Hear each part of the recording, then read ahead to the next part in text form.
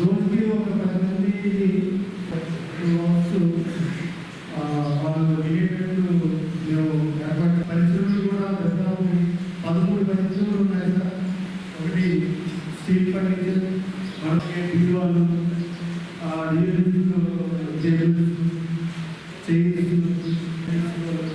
LID వాళ్ళు దాదాపు మనం అనేది బయట ఒక 60 acres ల్యాండ్లో డైలీ బయటకి వెళ్ళి ఒక వ్యవసాయం చేస్తున్నాం. సరిపోవు సార్, మ్యాక్సిమం 5 ఉపయోగిస్తున్నాం. మిగతా బయట మన విశాఖ డైలీ సప్లై చేస్తుంటారు సార్. అలాగే బ్యాంకింగ్, అలాగే మనం ఇక్కడ నుంచి బయట స్కిల్ డెవలప్మెంట్ సెక్టర్ అనేది ఇక్కడ ఏర్పాటు చేస్తున్నాం సార్. ఆ స్కిల్ డెవలప్మెంట్లో మన హిందుస్థాన్ ఫెడరల్ కార్పొరేషన్ చేస్తాం సార్. అలాగే మన డిఎల్ఎస్ సెక్రటరీ గారి ఆధ్వర్యంలో కూడా మేడం గారు కూడా ఒక కోర్సు అనేది నేనైతే ఒకటి గట్టిగా నమ్ముతాను, ఈ ప్రపంచంలో పుట్టే ప్రతి బిడ్డ కూడా ఒక మంచి బిడ్డగానే పుడుతున్నది. అది రాను రాను పెరిగే వాతావరణం వల్ల అది మంచిగా లేకపోతే చెడ్డగా మారుతుంది. ఏదో ఒక కారణం వల్ల మీరందరూ ఇక్కడ రావాల్సిన పరిస్థితి వచ్చింది. బట్ అందరూ కూడా ఇక్కడ నుంచి వెళ్ళిపోవాలని అనుకుంటారు, అవునా కదా? సో ఆ వెళ్ళిపోవాలంటే రెండే విషయాలు. ఒకటి శిక్షణ. ఈ ఎంటైర్ స్టేట్ ఇక్కడ ఉన్న దేశంలో ఉన్న పీరియడ్ని ఒక పనిష్మెంట్గా మీరు భావించకుండా ఒక పాఠంగా మీరు నేర్చుకొని, ఇది ఒక శిక్షణగా కాకుండా శిక్షగా నేర్చుకొని ఇక్కడ ఉన్న సమయంలో మీ ఒక ప్రవర్తనని మీరు మార్చుకుంటే తప్పనిసరిగా అన్విక్స్ అయితే రెవిషన్ ద్వారా మీరు బయటకు వెళ్ళచ్చు. రిమాండ్ ప్రిజనర్స్ అయితే మీరు ఇక్కడ ఉన్న తీరు బట్టి మీ ఒక హక్కుని మీరు వినియోగించుకోవచ్చు. ఇప్పుడే సుమన్ గారు చెప్పారు, ఎన్నో కార్యక్రమాలు మన కాలకాలంలో మనము చేపడుతున్నామని. దాంట్లో ప్రతి ఒక్కరు కూడా తప్పనిసరిగా పాల్గొనాలి. మానసికంగా మీరు ఇబ్బందులు కాకూడదంటే ప్రతి రోజు జరిగే ఈ పీటీలో, యోగాలో మీరందరూ కూడా తప్పనిసరిగా పాల్గొనాలి. అంతేకాకుండా ఇక్కడి నుంచి బయట వెళ్ళాక సమాజం మిమ్మల్ని అక్సెప్ట్ చేయాలంటే, మీ బంధువులు, మీ కుటుంబం మిమ్మల్ని అక్సెప్ట్ చేయాలంటే మీకు ఒక లైవ్లీహుడ్ అనేది ఉండాలి. మీరు బయట వెళ్ళాక మీరు ఆర్థికంగా స్థిరంగా లేకపోతే చాలా ఇబ్బందులు అవుతారు. దానికోసం ఇక్కడ ఇచ్చే శిక్షణని తప్పనిసరిగా మీరు నేర్చుకోవాలి.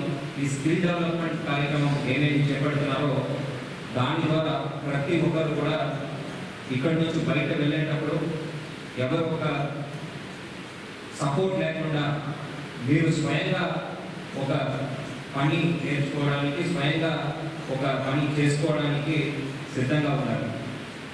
దాదాపు మన జైల్లోనే 14 రకమైన పరిశ్రమలు ఏర్పాటు చేస్తారు. ఈ పరిశ్రమలలో మీరు నేర్చుకోవడానికి చాలా విషయాలు ఉన్నాయి, అంశాలు ఉన్నాయి. వీటిని అన్నిటి కూడా మీరు చక్కగా నేర్చుకుంటే డెఫినెట్గా మీరు బయటకు వెళ్తే మీకు ఏదో ఒక ఉపాధి కలుగుతుంది. ఇబ్బంది లేకుండా మీ ఒక ఫ్యూచర్ని, భవిష్యత్తుని మీరు కాపాడుకోవచ్చు. మిమ్మల్ని నమ్ముకొని మీ కుటుంబాలనే అది మర్చిపోకండి ఇప్పుడు కూడా.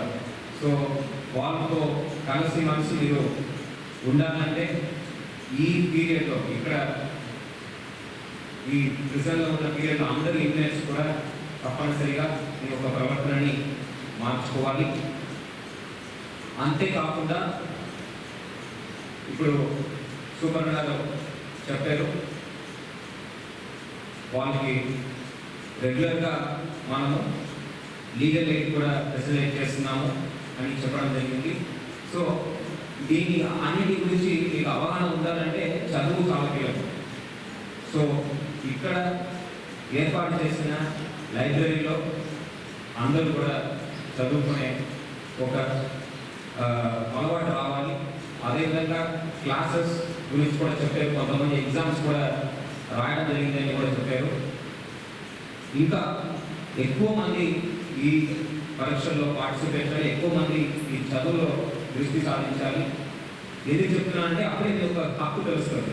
ఇప్పుడు సెక్రటరీ మాట్లాడినప్పుడు చాలా మందికి వాళ్ళ హక్కు తెలియట్లేదని చెప్పడం జరిగింది. జడ్జి గారు అడిగినప్పుడు మీకు మిమ్మల్ని రిప్రజెంట్ చేయడానికి లాయర్ గారు ఉన్నారా అంటే చాలామంది చెప్పట్లేదు. అదేవిధంగా బెయిల్ పిటిషన్ ఫైల్ అయిందా లేదా, దానికి షూరిటీ ఇచ్చారా లేదా అనే వివరాలు కూడా మీకు తెలియట్లేదు అంటున్నారు. ఇవన్నీ మీకు ఎప్పుడు తెలుస్తాయంటే మీకు చదువు అని ఒకటి ఉంటే మాత్రమే మీకు తెలుస్తుంది. మీరు బయటకు వెళ్ళలేక కూడా చదువు ఉంటేనే సమాజంలో ఒక రెస్పెక్ట్ ఉంటుంది మీకు. సో దయచేసి అందరూ కూడా ఇక్కడ ఉన్న పీరియడ్లో చక్కగా చదువుకోవాలని ఈ సందర్భంగా తెలియజేస్తున్నాను. అంతేకాకుండా ఇక్కడ ఉన్న పీరియడ్లో ఇప్పుడు మనము మన సోదరులు మాట్లాడినప్పుడు చెప్పారు ఇది కలియుగం అని. సో కలియుగంలో ఆ గాంధీజీ మాటలే మనకు గుర్తొస్తాయి. గాంధీజీ ఏం చెప్పారు?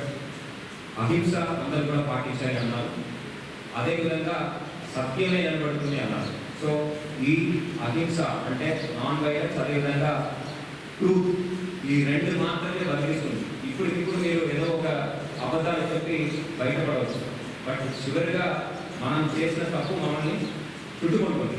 దానికి మనకు పని కాకూడదు అంటే తప్పనిసరిగా మనం ఎప్పుడు కూడా నిజాయితీగా ఉండాలి, ట్రూత్ఫుల్గా ఉండాలి.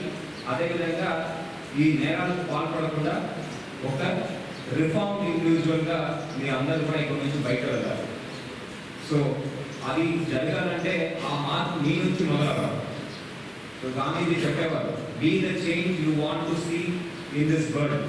ఈ సమాజంలో ఒక మార్పు రావాలంటే ఆ మార్పు మన నుంచి మొదలవ్వాలి.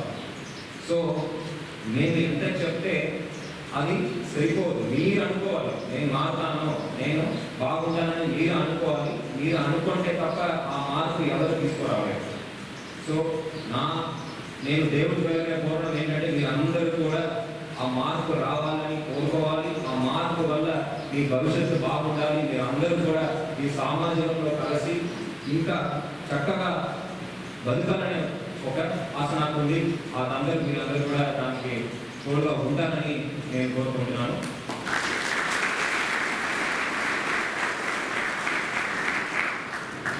ఇప్పుడు ఒక కథ చెప్తారు. చిన్నప్పుడు ఒక గుర్రాన్ని నీళ్ళు తాగించాలంటే ఆ గుర్రాన్ని అక్కడ నది దాకా తీసుకెళ్ళచ్చు. అది మనం చేయగలం. అక్కడ చివరిగా ఆ గుర్రం అనుకుంటేనే అది నీళ్ళు తాగుతుంది. మనం ఎంత కొడితే అది తాగించలేదు. కాబట్టి మీరు ఆ మార్పు రావాలని అనుకోవాలి, మీరు అది సాధించి చూపించాలి. ఓకే, దెన్ ఇప్పుడు సూపర్ గారు మాట్లాడినప్పుడు కొన్ని అంశాల గురించి చెప్పారు రిగార్డింగ్ ప్రిజన్ వార్డ్. సూపర్ గారు కేజీఆర్ సూపర్ గారు మాట ఇచ్చారు. తప్పనిసరిగా ఆ ప్రిజన్ వార్డ్ని మనము రెనోవేట్ చేస్తూ ఇంకా విస్తరణ చేస్తూ మంచి వైద్య సౌకర్యాలు ఏర్పాటు చేసే విధంగా చేయడం జరుగుతుంది. అదేవిధంగా వాటర్ ప్యూరిఫైర్ గురించి కూడా అడగడం జరిగింది. వాటర్ ప్యూరిఫైర్ గత కలెక్టర్ గారు ప్రతిపాదన పంపించారు. ప్రతిపాదన అన్ని మాట్లాడాక ఆమోదం వచ్చింది. మనకి ఐఓసిఎల్ నుంచి ఆమోదం వచ్చింది. త్వరలో ఆ ఫిల్టరేషన్ సిస్టమ్ అనేది కూడా ఏర్పాటు చేయడం జరుగుతుంది.